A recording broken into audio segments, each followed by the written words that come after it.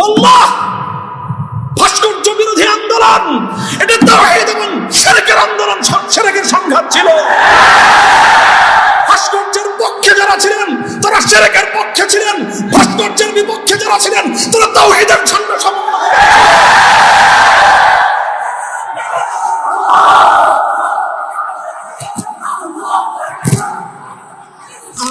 আমি আবার বলছি, এদেশে ভাড়াটিয়া থাকবো না,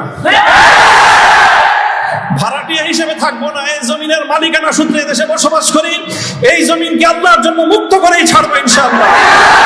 আপনারা যেই কেসটাকে বিবস্ত্র করার জন্য বেছে নিয়েছেন সেই কেসটা ছিল খুব দুর্বল। আগামী 50 বছরের জন্য উলামায়ে কেরামের বিরুদ্ধে ষড়যন্ত্রের দুয়ার রুদ্ধ হয়ে গেছে।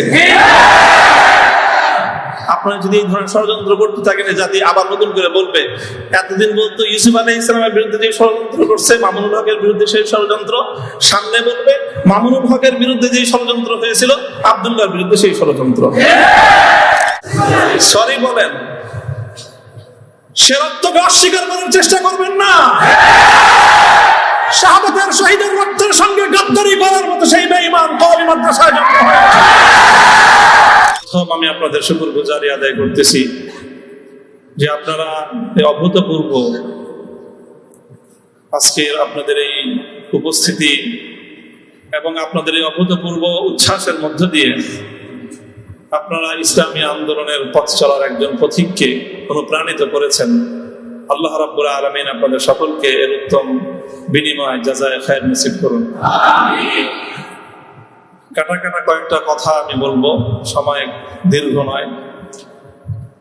আর সকলে উপলব্ধি করতে পারতেছেন যে আমার প্রতিটা কথাই এখন এটা অনেক বেশি পরিমাপ করা হচ্ছে, দেখা হচ্ছে যে আমি কি বলি।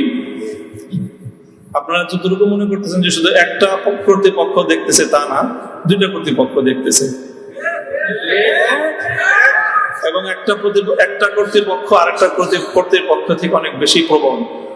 একটা জমিনের কর্তৃপক্ষ আর একটা আসমানের কর্তৃপক্ষ।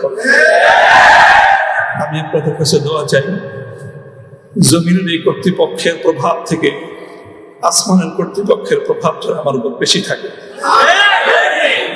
আল্লাহ রাব্বুল আলামিন যেন আমাকে আল্লাহর গোলাম হিসেবে তার নিকটেই যেন আমার মাথাকে অবনত রাখেন।